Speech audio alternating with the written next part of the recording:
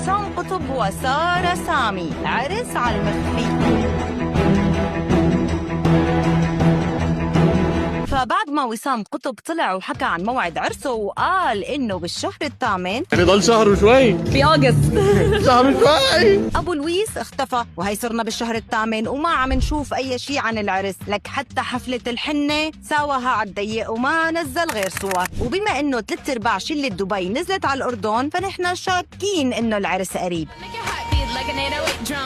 وابو لويس ما بده يصرح. والله هذا شيء يخصني. في عدة سيناريوهات رح نحكي لكم اياها لتكتم ابو لويس على عرسه. باين عليكي ضايعه، شفتك هيك عم تتلفتي. هاتي اوصلك، انا ابن حلال. اولا ابو لويس تعب من الكومنتات السلبية والانتقادات يلي عم تجيه بسبب هالفيديو. واحد سألك انت مكرش على احد المشاهير وقلت لا. صح. انا سؤالي ليش؟ شفتوا اللعبه اللي عم بيلعبوها شباب؟ لانه انا رجل شرقي غيور جدا صراحه، يعني اذا كرشت على وحده من اليوتيوبرز نمط الحياه هذا حيزعجني حيتعبني يا اخي.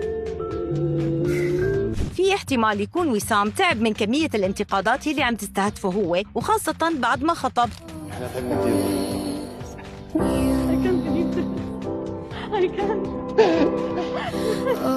يلي بيعزز هالنظرية هو الغنية الأخيرة يلي نزلها أبو لويس.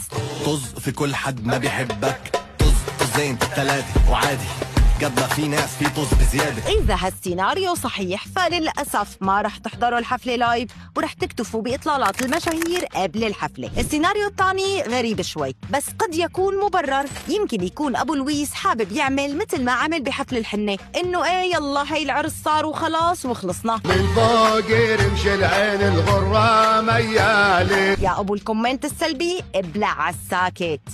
ابلع ابلع ابلع ابلع. السيناريو الثالث هو انه ابو لويس حابب يفاجئ الجماهير والمشاهير والمتابعين بحفل خارق حارق كاسح ماسح، ويجيب عليه ناصيف زيتون وحسام الرسام وملحم زين وعاصي الحلاني،